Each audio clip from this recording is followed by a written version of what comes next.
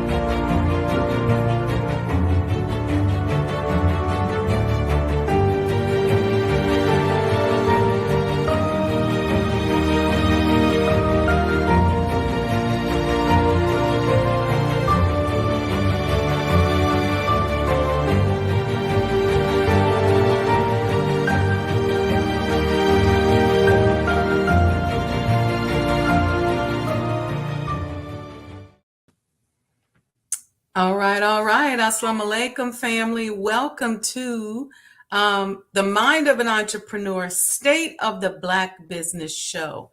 Why do I call it State of the Black Business?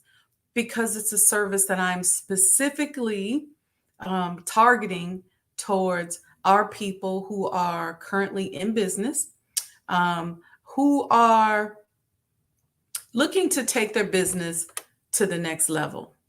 All right. So before I get into it, tell a friend, like, subscribe, and we'll get started. Don't forget, y'all, about the Financial Trauma Boot Camp.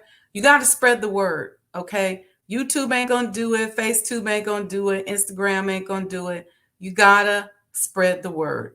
You got to let everybody you know it's coming up, all right? It's Sunday and today's Tuesday. So it is literally around the corner. Okay. I need to refresh my coffee. I don't know why I was drinking it so fast during the break.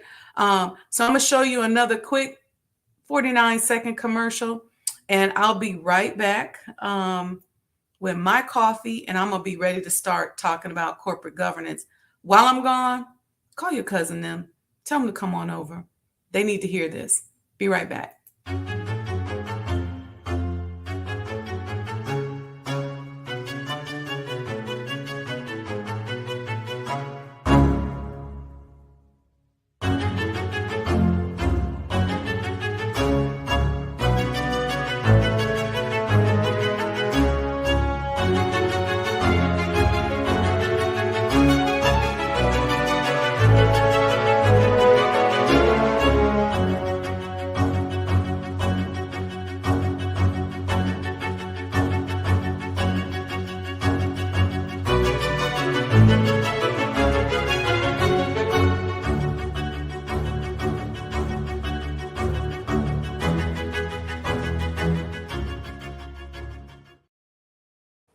All right, we're back. We're ready to get into this topic. We're going to start from the beginning.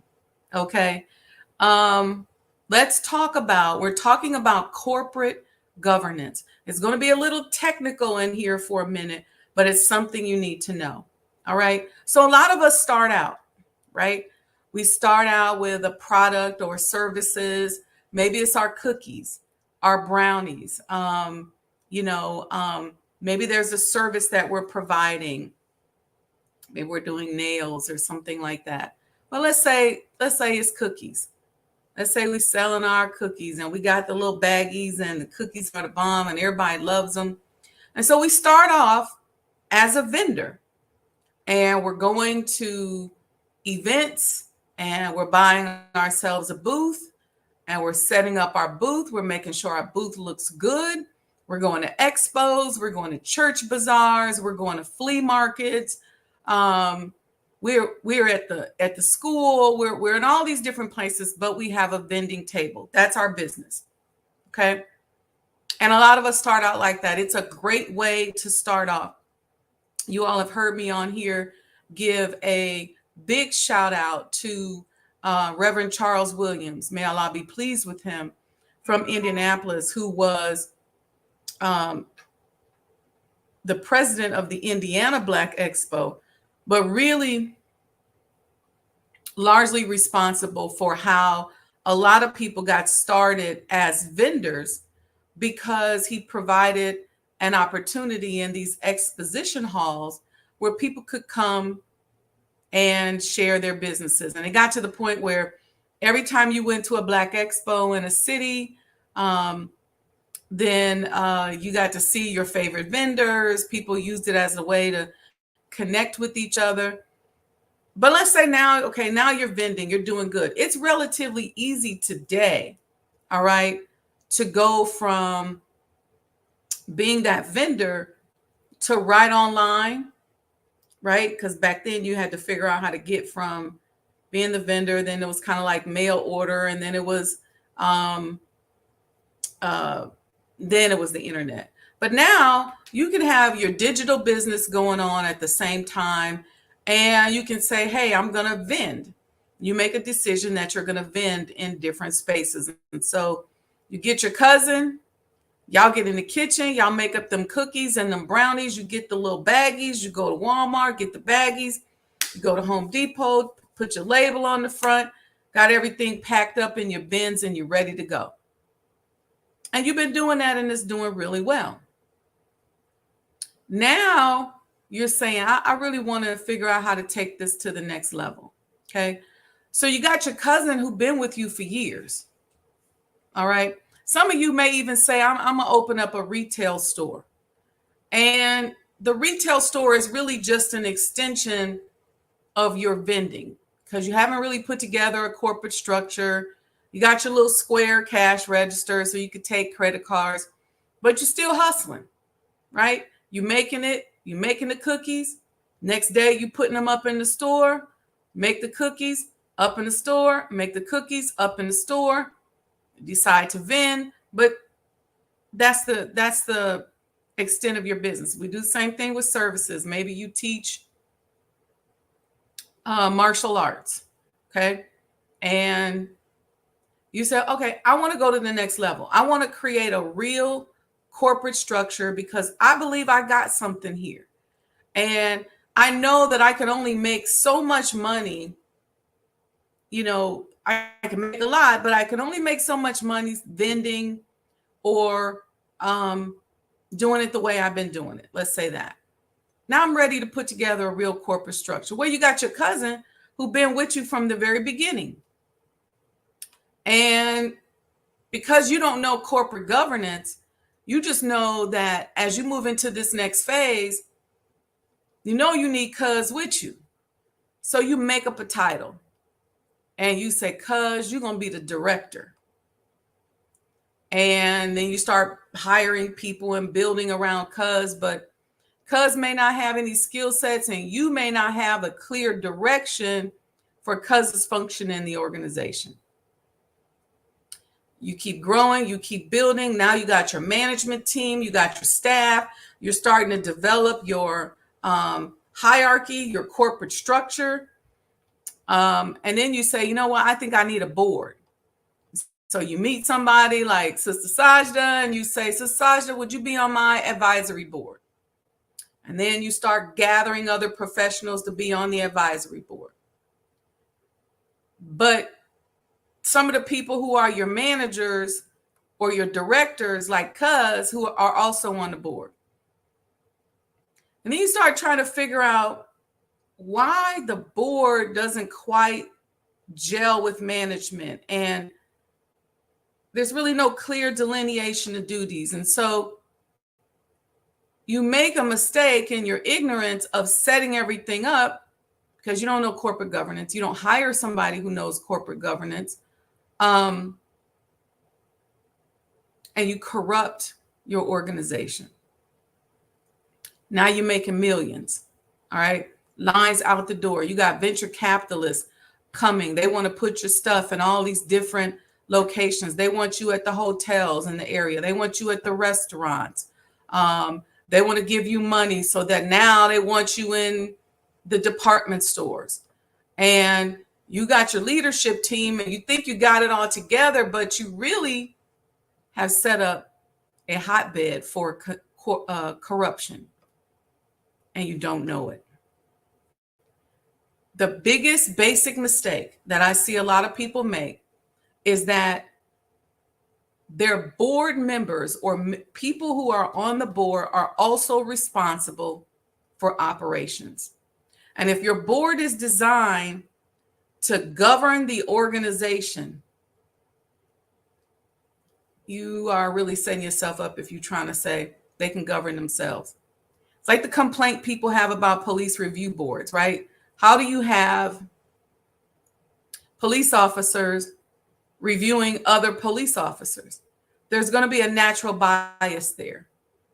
So anybody that sits on your board, they can have a committee relationship and a direct relationship with the leader of a particular operating group, whether it's the marketing team or accounting or however your board is structured. But to have the member of the board also be in charge of operations, you're setting up an inherent bias. Then you make a mistake and you have your finance person making lots of predictions. And then based on those predictions, you go into the bank, you go into your venture capitalist, you making buying decisions and inventory decisions based on those predictions. And then guess what? The person on the board, if they are also in charge of accounting, they're going to have a bias when it comes to reporting those results. This may sound a lot complicated, but I want you to think about it because we all think about the school board or the police board. Let's say the school board. Most school boards in the city, I know here in the city of Chicago, they don't necessarily dictate curriculum. A lot of people don't realize that. The board doesn't, in our mind, we think board of directors and we think, okay, they got a lot of power, a lot of juice, and a lot of control. They do, but it's within a certain framework. And so we want to talk about that. And the main thing I want you to think about is stop setting up your board of directors with key people who are over operations in the company, because it's only a matter of time before your board becomes corrupt. Not that they're corrupt people, not that they're bad people. It's the incorrect structure that you set up. Because you can't tell, for example, and I don't mean this as a disrespect, but you can't tell your child, govern yourself, spank yourself when you get in trouble, punish yourself when you get in trouble. You can't do it. So you have to set up controls and checks and balances so that people can be independently responsible. Because if all you have is this big board and then there's no appropriate structure underneath where they both hold one another accountable, it's only a matter of time that you're going to have a problem.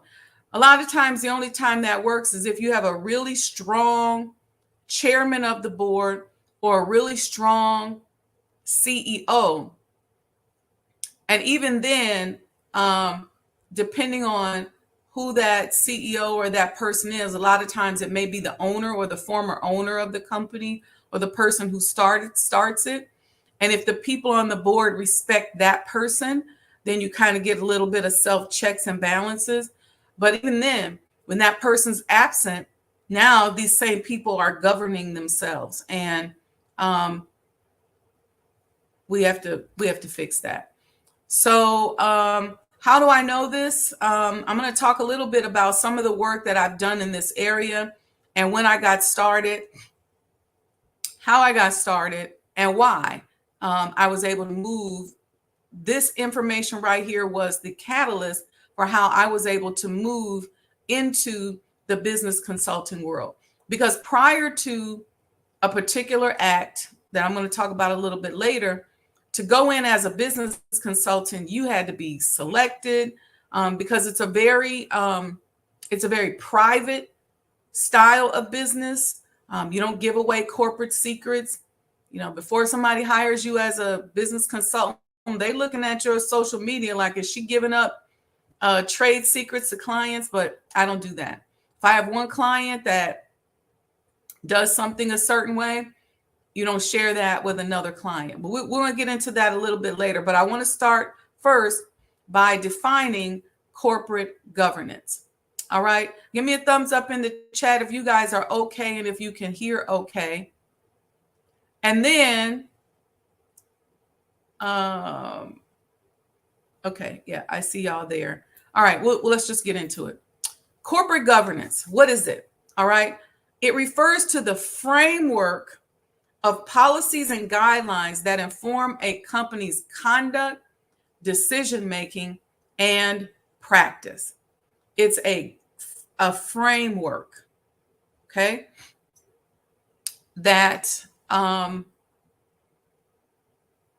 really creates the policies and the guidelines that dictate how the company makes decisions how they practice business, and how the company's conduct or personality. I will say this before we get into it. There are many industries that you may go into, like the financial industry or certain aspects of healthcare, where regulators are what they call your stakeholders. We'll talk about those a little bit later, and they will dictate how your business is to be structured. Okay. I can't tell you how many people I meet who are clinicians and doctors, and then they say, okay, I just started this business, but their corporate governance is not set up properly, and they're violating regulations that they're supposed to be upholding as being a part of that industry. So certain healthcare facilities, certain financial institutions like a bank, like an insurance company, if you're a financial advisor, there's certain regulatory rules. But the basic definition of corporate governance, okay, it refers to the framework of policies and guidelines that inform a company's conduct, decision making, and practice. Okay, so even if your cousin who used to make the cookies for with you in the kitchen comes over when you create this big corporate structure, cuz has to understand these are the corporate governance rules. Okay, there are 4 key principles. All right, 4 key principles, and these definitions are kind of long, so I'm just going to break it down to you, and we're going to be talking about this all week. For the off and on for the most part. But I want you guys to start studying this, because even when you get ready to go public with your business, prior to that, you want to set up the right government structure, corporate governance. Okay. This is something that somebody like myself can help you set up. If you have an accountant, they should be able to do this. If they can't, it's easy for you to bring in somebody like me. I can come in and take a look at your policies, your procedures, your systems, and make sure that you have the right checks and balances and controls in place so that your business can grow properly beyond your vending table and into being a true corporate structure. So that when you bring investors in, you're able to say, here's my policies and procedures on my IT policies and procedures. Here's my operations agreements. Here's my, my sales strategies. You will have all of that stuff set up. This is kind of like my meat and potatoes as a consultant. The first principle of corporate governance is corporate accountability. Okay. Corporate accountability is the acknowledgement and assumption of responsibility for the consequences of a company's actions. It can be defined in narrowly financial terms for a business. Okay, so for example, corporate accountability says that you as a corporation acknowledge, you admit, you accept the fact that you have to assume a certain amount of responsibility for your actions. Okay. That may be environmental. It may be the kind of products you use when you make those cookies. Are you using real sugar? Are you using fake sugar? Are your fries made of plastic? Are they made of real potatoes? There's also government, well, there used to be government regulatory bodies that would oversee that kind of thing. Like I was thinking of the FDA, but they don't really do a lot now. So there's corporate accountability. That's the first principle of corporate governance. Basically, you acknowledge that you need to be responsible for the products and services that you put out into the world. Okay, real simple. I love this because those of us that live our lives according to the teachings of the Honorable Elijah Muhammad, we're taught this in a different way.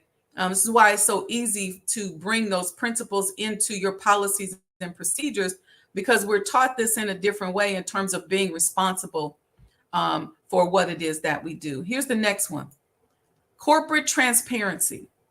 All right, that's the second principle.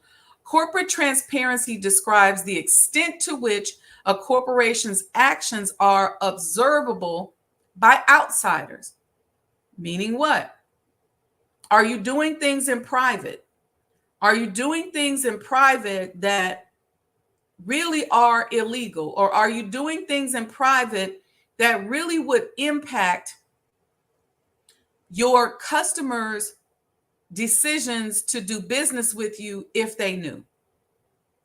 If they knew that when you made your cookies, in order to make them shine, you dipped them in plastic so that they shine, and then when the person heated the cookie up and got ready to eat it, they really was eating melted plastic. If they knew that, would they still buy your cookies? Are you hiding things from your investors? How transparent are you? Are you saying to your investors, I really don't have a board, but I'm pretending like I have a board. I really don't have corporate governance, but I'm pretending. And the board and your investors think one thing, but you made them think another. That's not corporate transparency. And a lot of people get scared of this term because they're like, well, they think they only want to be transparent when things are going well. But it's okay to be transparent even if things don't look right. I love it when I meet with a client and they're very transparent and they say, hey, you know what? I started out, it was me and my cousin. I set up a structure. I didn't know what I was doing. I got my two cousins over here doing this and that. I got my auntie over that. They don't necessarily have the skill level. I want to keep them involved in the organization, but I want investors to see that I have trained professionals handling operations. That's transparent, and we can work around that. But it's when you don't tell somebody that it's not transparent. Here's the third principle: fairness. In corporate governance, fairness refers to the treatment of all those with interest in the company. It means protecting the rights of shareholders and ensuring fair treatment of the company's various stakeholders.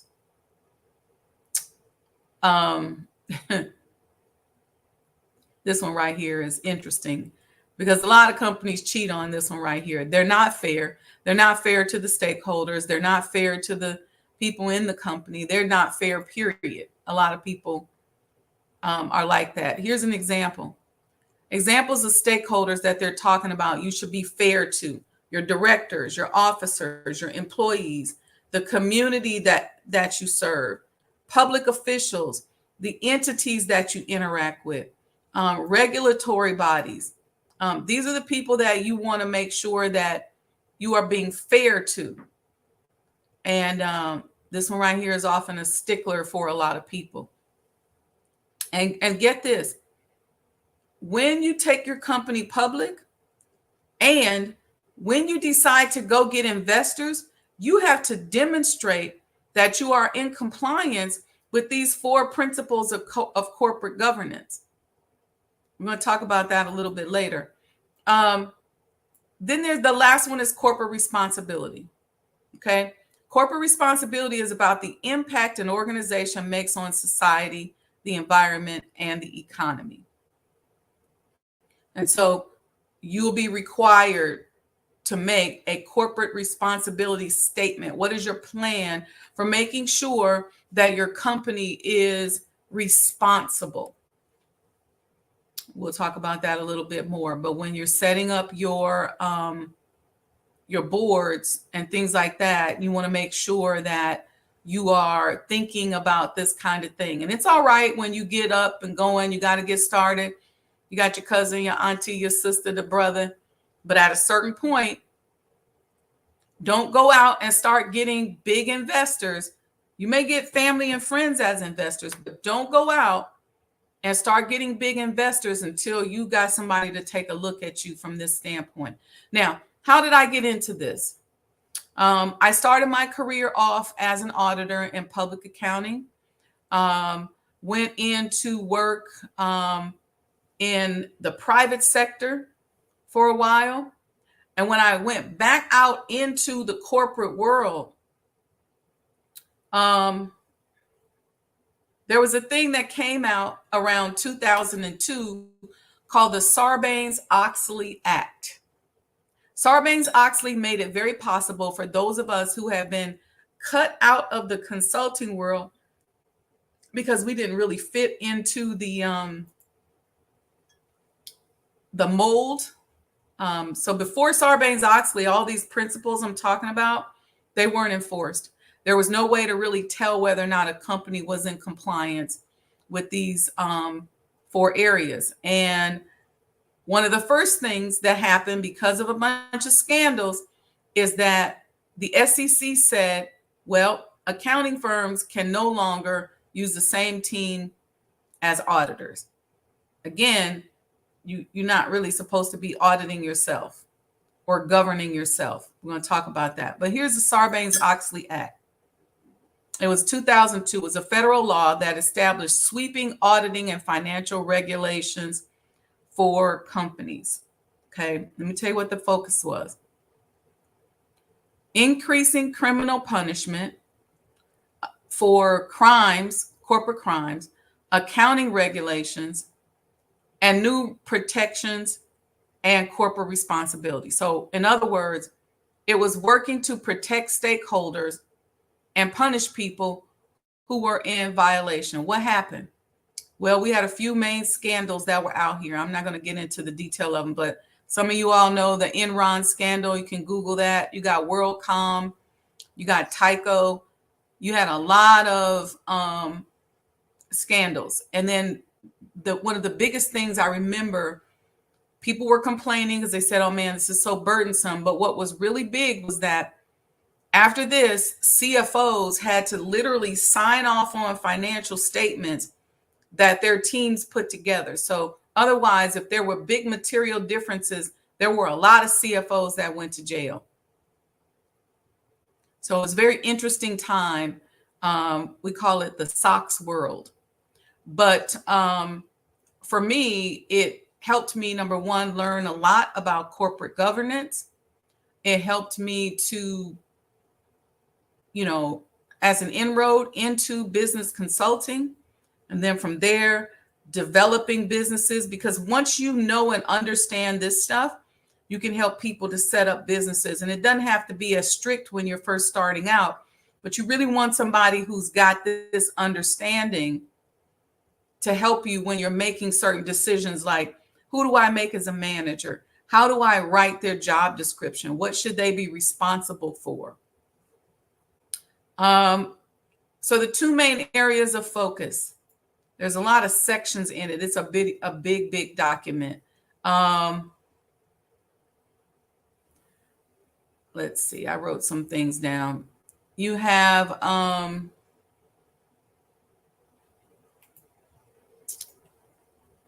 sorry, my face is behind it, but you have section 302. Okay, this is a big one that out of the whole act you should know. It pertains to corporate responsibility for financial reports. It established in part that CEOs and CFOs, like I just mentioned, must review all financial reports and that the reports are fairly represented and don't contain misrepresentation. This section also established that CEOs and CFOs are responsible for internal accounting controls. The Act requires year-end financial disclosure reports and that all financial reports come with an internal controls report. All right. Basically, in a nutshell, if you're the CEO or CFO, you can't just let people put documents out, financial documents out, and be like, I ain't had nothing to do with that. That was the accounting team.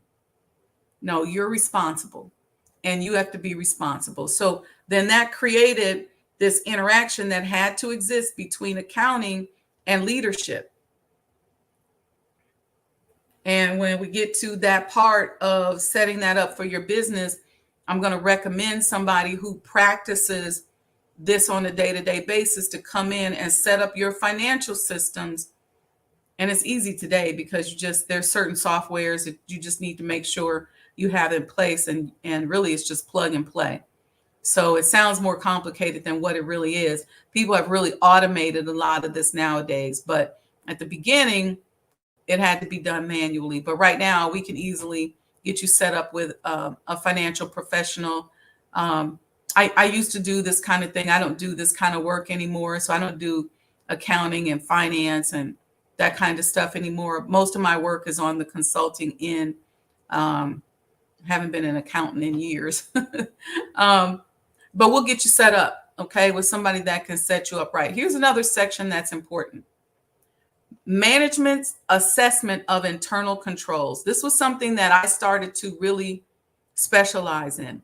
It requires companies to publish details about their internal accounting controls and their procedures for financial reporting as part of their annual financial reports. It requires corporate executives to personally certify the accuracy of their company's financial statements and make them individually liable if SEC finds violations. People didn't like that. People did not like that. They're like, why should I be individually liable? People just weren't feeling it. I'm going to skip past some of this stuff. The biggest complaint was that it was burdensome. People didn't like it. They felt like it was too much, too big of a burden. That part about the internal controls and mapping processes, I've done probably hundreds, maybe even thousands of hours of work in this area, because for a while, that's all we were doing, working for a firm, and they're sending you in to map out controls. Why is that important? It's really a really important process to map out your controls. So one of the things you'll learn if I come in and you ask me to review your organization, you've been up for a while, you got your brick and mortar, we're going to map out. All right, so when the cookies are being made, what are the vendors? Where's the stuff come from? Who's baking? Who's putting it together?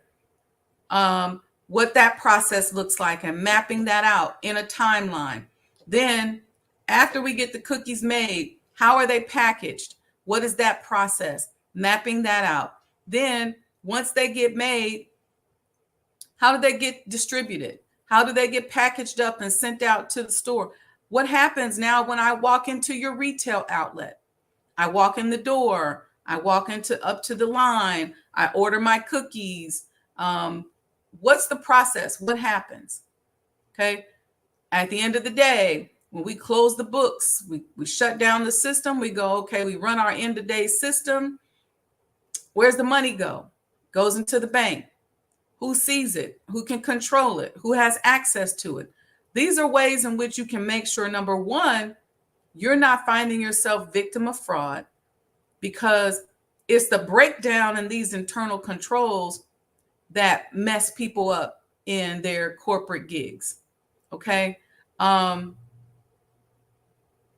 trust me, people who know how to go into retail environments or just about any environment and can look at your structure and see the gaps in your system or your process are going to be the most dangerous people within your organization, because they can be siphoning money off, or they could be stealing products. They could be taking sugar out the back door, and you wonder, like, man, I'm spending so much money on sugar for my cookies, because you don't have checks and balances. When you place an order with the sugar vendor, how do you make sure that you got all the sugar that you ordered? Who's responsible for that? And then that way, when you're looking at your costs and you say, okay, I made, 20 batches of cookies, I use such and such pounds of sugar or whatever, you can figure out what your sugar cost per cookie is. But you need those internal controls in place. Those internal controls and knowing those little minute details is going to help you to know if you have a problem or not. When, for example, when I was running the hospital, because I wrote the process, I knew how to look at certain things. I could tell by the number of new consultations that came in every day whether or not they were even answering the phones right. I could tell by the number of new consultations that was happening every day, whether or not they were even having the right conversations on the phones with the patients. There's a way in which you can set up the controls where you can reduce customer or patient complaints, because there are certain responsibilities that each person should have along that timeline that are making explanations, that are making sure the client or the customer is okay.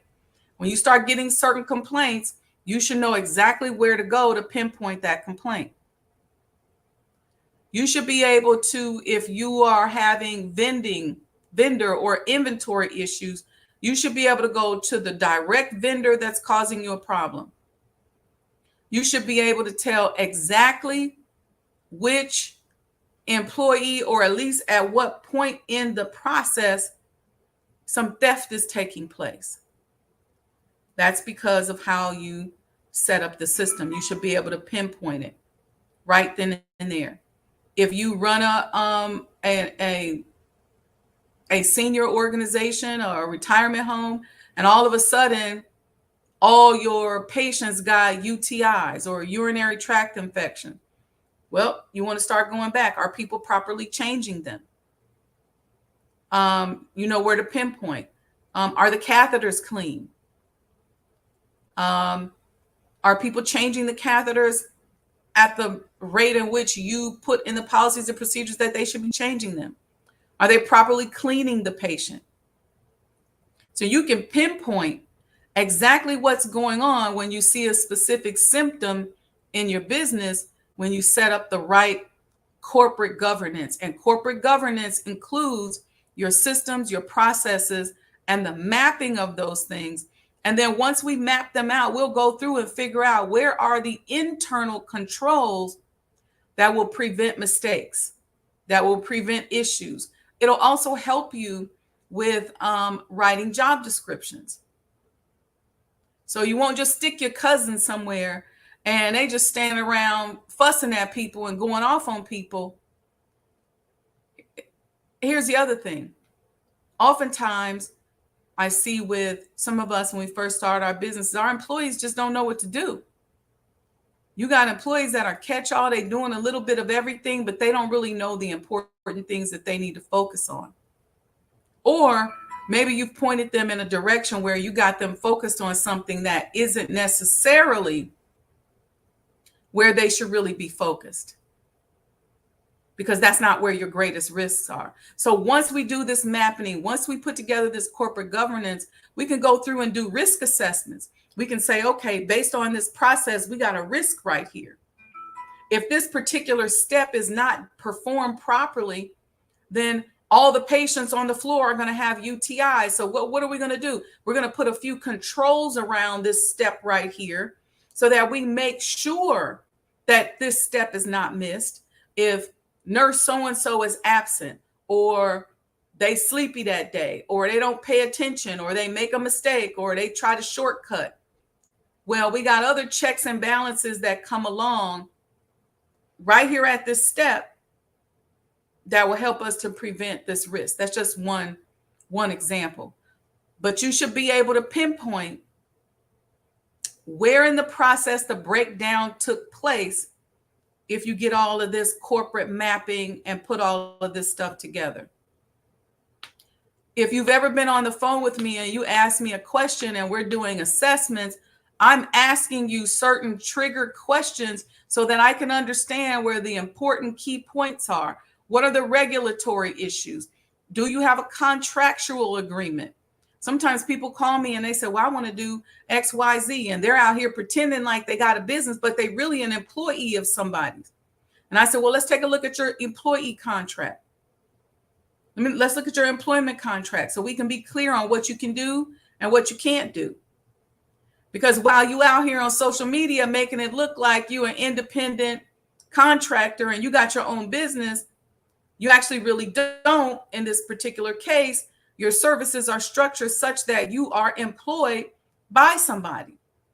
And what is the risk? The risk is that if you violate that employee agreement, or employment agreement, you might be at risk for getting fired or not having that revenue stream anymore. So it's nothing wrong with it, but I know that people lie about it because they want to make themselves seem like something that they're not. And it's okay. Sometimes companies trick us, we're really independent contractors, but we think we're employees or vice versa. But if you talk to me, I'm asking you certain trigger questions. So even if you talk to me about marketing, I'm going to be real clear with you on what the marketing standards are in your industry. Everybody can't market the same on social media. Everybody can't look at what's happening in pop culture and say, I'm going to market like that in my business. And anybody that does marketing for you, that pushes you in that direction, does not know what they're doing. And you need to leave them alone. Everybody can't market on social media. For example, the type of work that I do, there's a certain way in which we have to market on social media. If you're a financial advisor, for example, there are certain things you can do and say on social media that other people maybe can't do. But in addition, you want to know what is the corporate behavior or the industry behavior for the industry that your product or service fits into. We'll talk about that, and I'll ask you questions about that. If I don't already know it, or if I haven't already researched it, we'll talk about that and discuss it together, because there may be a loophole in there where we say, but you know what? Nobody in the industry is doing this, or nobody in the industry is doing that. When I was doing healthcare consulting work in Nigeria, for example, where here in America, we were able to get an inroad into information for the customers through advertising. And there was a way in which we could put advertising together that didn't upset the regulators, but at the same time, help get the information out there to the patients so they could come in and see us, or at least they could ask their doctor for a referral if that's what their insurance required. But in Nigeria, it's illegal to advertise for healthcare. Now, if I don't know that, and you come to me and say, I want to do some marketing for my business, I'm a doctor in Lagos, and then I charge you, and I put this whole digital scheme together. Scheme does not mean negative. In Africa, they use the word scheme a lot. So instead of saying, do you have insurance or insurance program, they say an insurance scheme. So we put this scheme together, and come to find out, you can't even advertise. It's illegal. But you thought as an American doctor, you were going to go over to Lagos and start advertising your BBLs. Technically, that's illegal in Lagos. And you would say, well, other people do it. Well, now you got to decide, are you going to join the fray and do the illegal stuff that everybody else is doing, or are you going to find a way to stay in compliance but still get the word out there? So my thing is, I'm going to help you find a way to stay in compliance and still function your business or function within the realm of compliance. A lot of people who are going from technician, when I say technician, I mean from engineer to doctor to lawyer to being an entrepreneur, they want to throw all the regulatory stuff out the window. I can't stand them people. They wrong. And in a lot of ways, it might be wrong, but you got to find a way to stay, within compliance. You got to find a way to stay within. Some people are just hustlers, and they think everybody's hustling and everybody's doing something wrong or something negative, and that's not necessarily the case. And I'll tell you something that happened in industries that I see, especially when you find a way to kind of upset the apple cart in a particular industry. Um, a lot of times that's how they try to come at you to try to shut you down, because you're doing the same thing over and over again. And then they try to come in and change the rules. And they try to come in and say, oh, you shouldn't be doing this particular service or this particular thing. Because sometimes the industry standards are wrong. That happens a lot in healthcare. For example, in the vascular surgery world, a lot of times what we will find in the metropolitan DC area is that when people would come in with leg pain, leg swelling, arterial issues in their arteries, um, they would go to certain healthcare system. They say, well, we give you 2 chances to try to revascularize you without surgery. After that, we just going to cut you. There's no rule that says that that's how it needs to be. That's an industry standard that you need to be aware of. So the way people would attack us is they would say, well, why do they keep trying to treat you using catheterization and not cutting you when they really just need to cut you and give you a bypass surgery or amputate you? And we would do everything we could to prevent cutting or operating on you, especially with diabetics who we knew were going to have issues with healing. But that's how they attacked us. And they would say to people, well, they don't know what they're doing. They keep doing the same thing over and over again. No, we're trying to save your limbs by not cutting them off and not giving you open surgery. But the industry standard says try twice. And then after that, put them on the table and cut them. So understanding industry standards is important. How was that important for us? So we knew how to write up and document why we would want to go back in and try to recatheterize you, as opposed to putting you on the table and cutting you and giving you open surgery or even amputating you. Most facilities go to amputation after like the second or third attempt. Amputation for us would be a very, very last result. As a result of that, we saved over 30,000 lives and limbs. But a lot of doctors who were making a lot of money amputating people would attack us. That was the main form of attack that they used against my business partner and the doctors that worked with us. Was they keep doing the same thing over and over again. Well, duh, that's what we do. So if I come to see you and you're an optometrist and you keep giving me glasses, and then later I say, well, all she do is keep prescribing glasses because that's what I do. So of course we're doing the same thing over and over again. Of course we're going to do this more than you, because you are not trying to save that person's limb. Most people, if you ask them, they got amputated or they had an open bypass surgery in their peripherals, in their legs. I'm not talking about heart bypass. Usually the doctor did it. Maybe you got 2 chances. You went in the first time. They tried to open you up with the catheter. You kept smoking. Didn't control your cholesterol. Didn't control your blood pressure. Didn't work on your diabetes. Didn't try to lose weight. The artery closed back up again. You came to us and we said, okay, we're going to go in again. We're going to try to see if we can get it. Try to see if we can open it up. We'll give you a chance. Because we already know, we're looking at your weight. We're looking at your other comorbidities. And we know you probably are going to be really complicated and compromised if we put you on the table and cut you. So we'd say, we know that, and people would come to us. We'd be their 4th and 5th opinion. We say, well, how many times did they try to go in and just maybe stent or balloon your arteries? Twice. They said they're not doing it anymore. Now they want to cut me. Now they want me to have a bypass. Now they want me to get amputated. And then they start off amputating 1 toe, 2 toe, transmetatarsal, which is across the foot, then the ankle. Then pretty soon they take the whole leg, and they just keep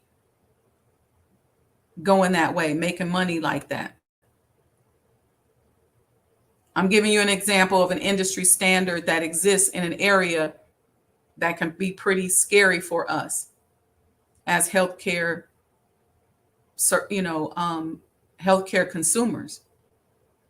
Um, I'm not a doctor, so I'm not giving you medical advice. I'm just telling you that if somebody tells you, look, you know, your only option right now is open surgery, or your only option right now in this particular case is amputation, try and go see a doctor that will see what they can do, if they can do something else for you. And I'll tell you one last question. Um,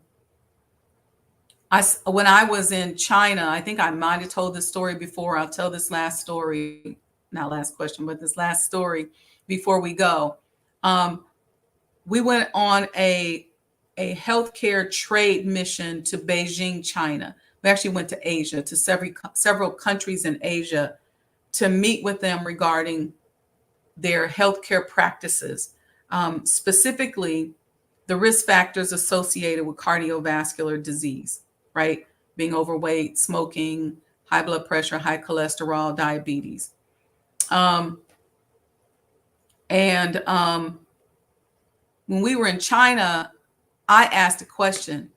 I said to the interpreter, how do they treat kidney dialysis or kidney failure? Do they put them on dialysis?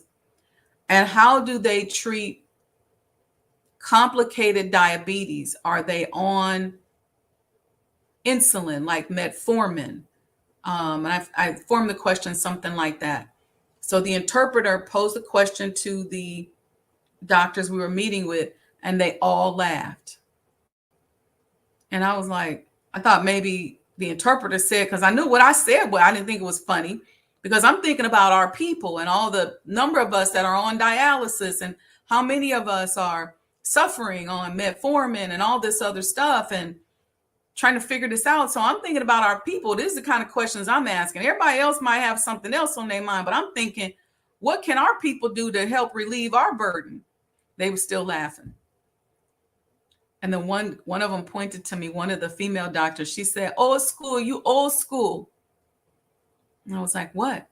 And they started explaining to me that they were using stem cells for kidney failure to prevent dialysis, and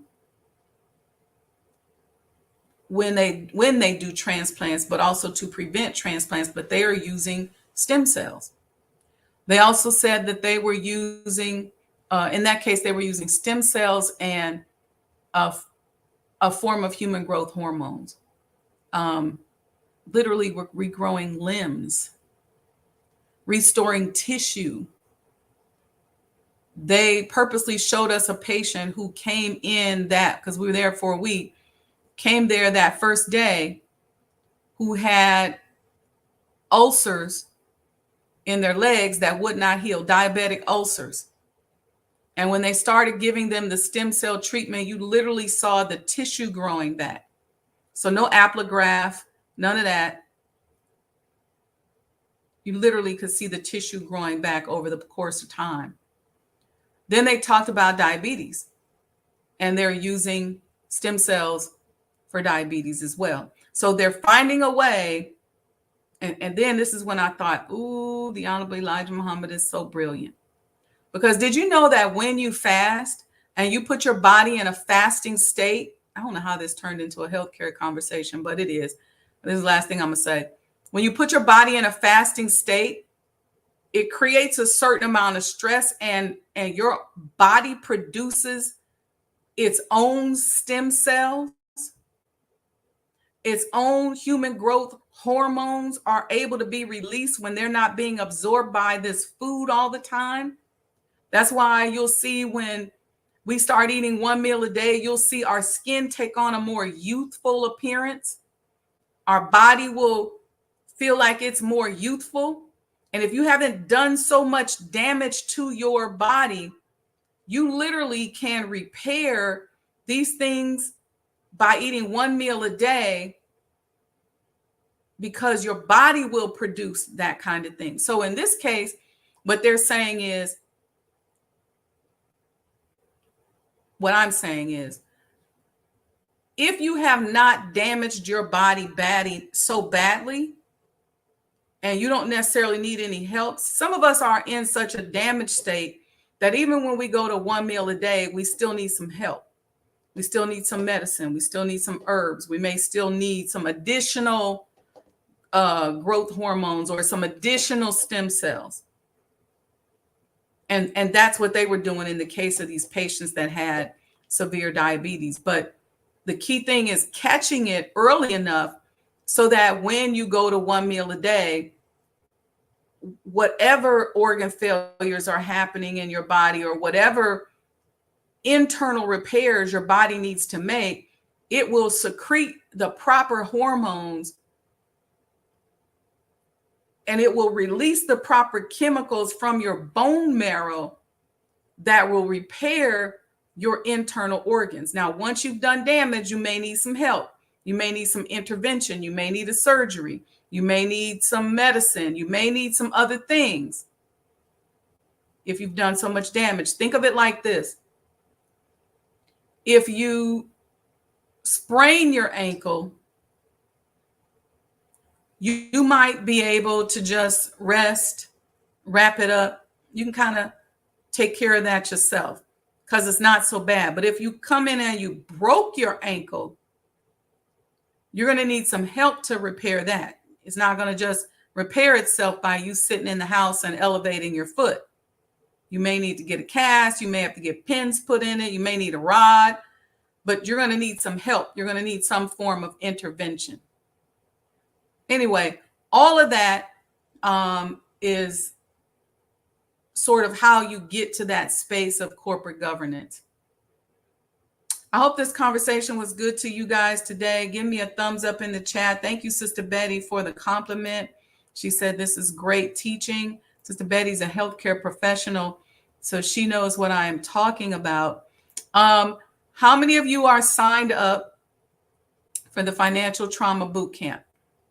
Give me a thumbs up in the chat or let me know. Make sure you sign up. This is not something you want to miss.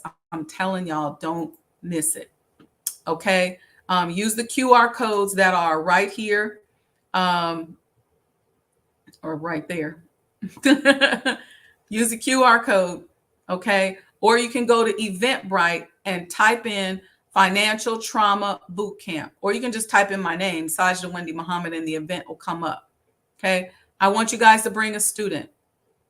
Tomorrow is, unless I feel, like we should extend it. But we need some, I was going to say tomorrow's the last day for the 50% off, but depends on how many students we have. I still currently have 10 students that need a sponsor. So you can sponsor the student for $150. You can either go on there and actually purchase, go to the Eventbrite site with the QR code, or just go straight there and buy a registration for them, or you can Cash App the $150, and we still got 10 students. It's 10 or 11, okay, that still need a sponsor. So we need you guys to go out there and sponsor some people, because we want to get this information out here to our youth. All right, family, thank you. We will see you, inshallah, God willing, on Thursday. And on Thursday, we're going to be talking to Sister Carmen. Sister Carmen is the proprietor and founder of Anissa Designs, and she has put together a trend-setting international modest fashion show and award show that's going to be August 30th and August 31st. August 30th, the award show is going to be at the Salam restaurant. And on Sunday, we're going to be at the Drake Hotel. All right. Also get your tickets to Bronzeville, the musical, the Mathdy Theater Company. Just go out there and Google Bronzeville, the musical. I think right now she's got 2 for $25 or some amazing discount. Make sure you go and get your tickets to that. And make sure you go to the Bud Billigan Parade this weekend. All right. So we'll see you, God willing, on Thursday, family, with Sister Carmen live talking about the International Modest Fashion Show. Financial Boot Camp, 10 people, 10 students still need sponsors. So I'm counting on you all, conscious community. You can come too. So when you sign up, you'll get a link and we'll set it up where it can be shared between the student and you. Y'all don't have to be in the same space, but we need you to go and sign up. Okay? Let's get that. Look, I've been putting it together and it's going to be phenomenal. It's going to be fun too. It's important to make healing fun. You know, to me, healing is not, it's not a cliche. It's not a slogan. Everybody's talking about it now. Why are we talking about it? Because we know we need to heal. And the need to heal and the way we communicate it, it may come through and may come off a certain way.